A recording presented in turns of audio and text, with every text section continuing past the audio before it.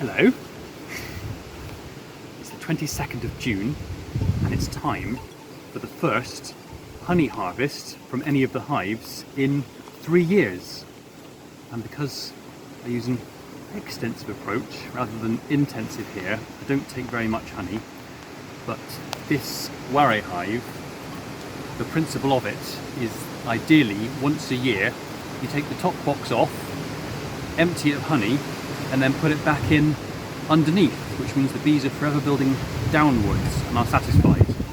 But there's more about that in another YouTube video I made called What Hive? The principle of managing it is because bees love to build downwards, you take the top box off every year, empty it for honey and wax and other bee products for yourself, and then with two strong friends ideally, you lift the hive and put that box back underneath.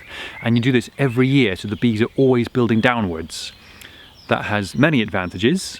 To start with, the bees are far less likely to swarm because they never run out of space.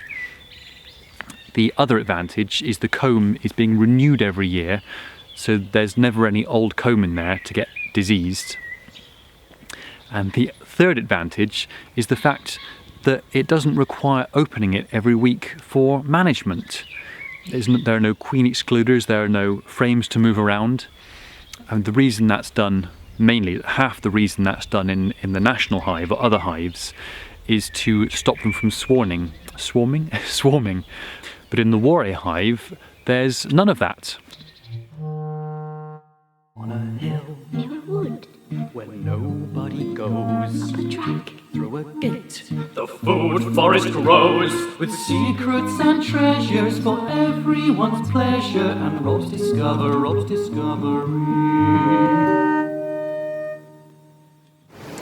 2 days ago, my friend and neighbour Nick helped me to put this board in. This is called a clearer board, and it's like a one-way bee valve where the bees can go down but not back up. So ideally, when I take this box off, it should be completely void of bees. It has a window in the back so I can check beforehand. There's a lot of propolis there. They've stuck it together over the last 3 years. There's some nice comb in there. There shouldn't be any brood in there because the brood's normally in the centre where the heat and the action is. I'm going to take this off.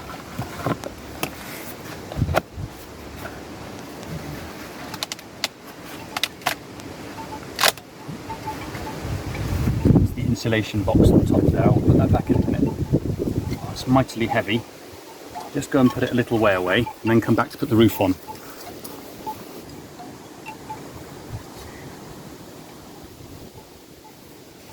This is the piece of hessian at the top of the Warre hive that stops the bees going up into this insulation box, and this hasn't been unstuck for at least 2 years, so it's stuck down pretty well. I'm going to have to put it back on top of that other box. You can see they've built their comb beautifully from the top bars downwards without any cross combing, which is where they go sideways. This is the first time it's actually been textbook. I'll come back and deal with that in a moment. I'll just go and reassemble them. Oh, smell that. Smell that. It's heavenly. It's only been here 2 days, but already they've started to glue it down with propolis, the bee glue. Just take it off ever so slowly. You can see these valves on top, so the bees go down, they can't get back up. I'm going to leave this at the entrance so that the remaining bees on it can crawl back in at their leisure. I'd like to have waited for a warmer day to do this because all the heat's being lost from the hive now, but I'll try and put it in the same direction. Because I had a spare box, rather than emptying it and then putting it back underneath, I've actually already put a fresh empty box underneath, just for minimal disturbance. Where's the insulation box? Oh, left over there. Put that back on top, nice and snug. And then about this time next year, I'll take that box off, empty it and put it underneath. So it's like forever changing them round and they're forever building downwards.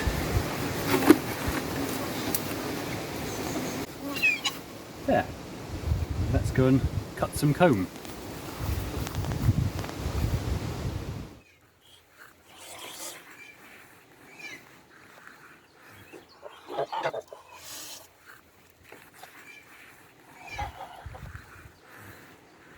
Just start with this first one. Well, that's the top bar that's come off. I imagined that the comb would lift out nicely from the top bar, but it's been here so long, they've attached it to the edges. So probably what I'll do is take out these top bars and then cut it out with a bread knife. Oh, it still has some bees on, but they'll find their way home in a minute. It's interesting, the pattern. If you look down in there, you can see the pattern that they've made.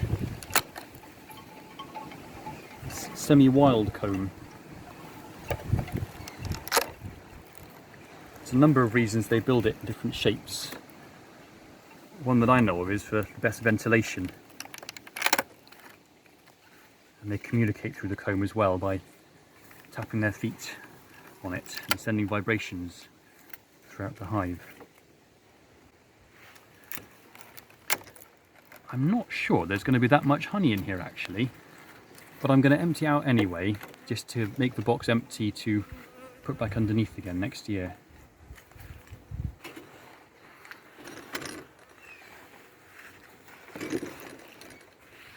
There is some honey, you can see just here, it's capped at the edges, which is often where they keep their stores, on the outside of the hive where it's coolest, and then keep the brood in the middle where it's warm.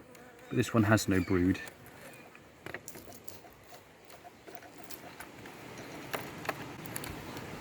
I really oughtn't use metal for this. Metal reacts with the honey and destroys some of its medicinal properties, but I've misplaced all my plastic equipment. So I'll just try and be as quick as possible and not leave it in contact with the metal for too long. If you can think of a better method, I would love to know, but this is the way I've been doing it for a few years, since I've been using the Warre hive, or Warre hive, rather than nationals, where the honey comes out in nice neat frames, is just mashing it through a sieve. And the wax stays in the sieve, and the honey goes into the saucepan, and then I pour it into jars. My neighbour Nick, the one who helped me put on that clearer board, he has a Warre hive the same as mine, just a quarter of a mile away, and he took his top box off last week and got 11 jars of honey out of it. So in anticipation, I've prepared 11 jars just here, and I'm hoping to fill them all, but it doesn't really matter. The honey is really just a byproduct of this way of beekeeping. It's not about the honey, it's a bonus sometimes.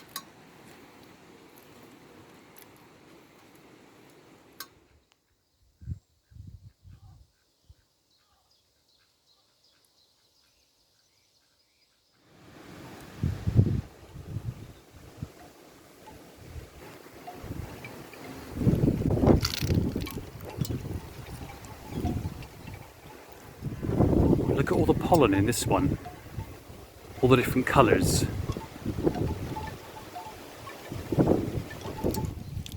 It's all different flowers from the meadow here over the last couple of months. And the pollen's their protein, and the honey, the nectar, is their carbohydrate. Sorry, you're doing all the work here and I'm just playing around recording things. We probably should have moved a bit further away from the hive. The bees are reclaiming their treasure.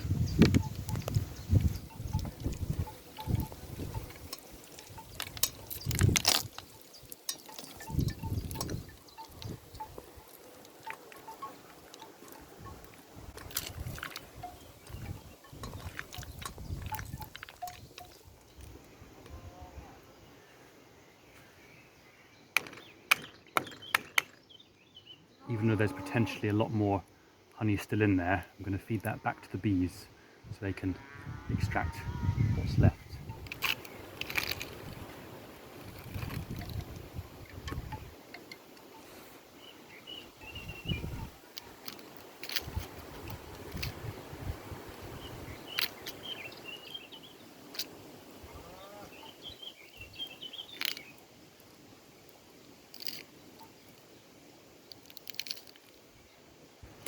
Oh no! That's why you're the expert, not clumsy like me.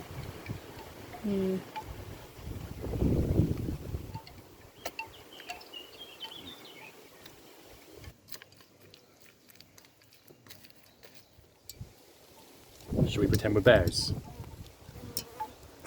I often do.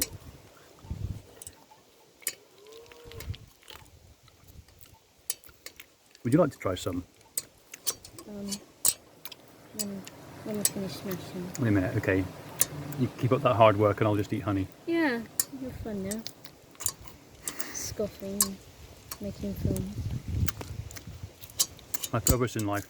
Yeah. Scoffing to make films. And I'm the mule. I'm the one who does the work. Might cut that bit out. Oh, I thought you finished. Well, that's about it for that hive. Maybe there'll be some other hives a little later in the year, perhaps the autumn time, to take a little bit from. I'll probably give this another mashing through the sieve, because there's quite a lot of honey left there still. But just what we've got for now, after the first mashing, put it into jars. And the wonderful thing is about this is none of it actually needs washing up afterwards, because all we'll do is leave it out on the table here, and by this time tomorrow the bees will probably have taken it all back. And if not the bees from that Warre hive, then the bees from the other hives around here. Liquid spring and summer meadow. There must be about 40 or 50 different kinds of blossoms and wildflowers in there, plus quite a lot of wax because the sieve's not that fine. There you go, for your trouble. I should let you choose which jar really, shouldn't I? But that's the first one.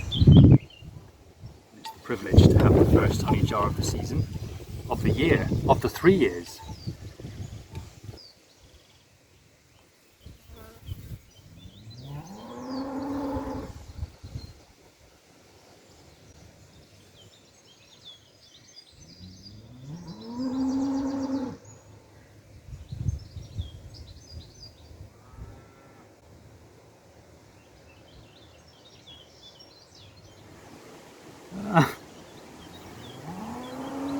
You'd do this a lot neater than I would.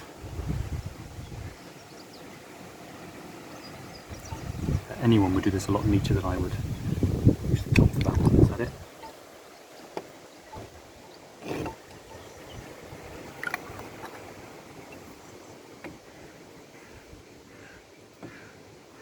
This is my medicine for the next 2 or 3 years. These jars have had honey in before, so I've just given them a rinse rather than sterilise them thoroughly. There are actually more jars than I was expecting, but I don't think we'll beat Nick's 11. It's the 6th one.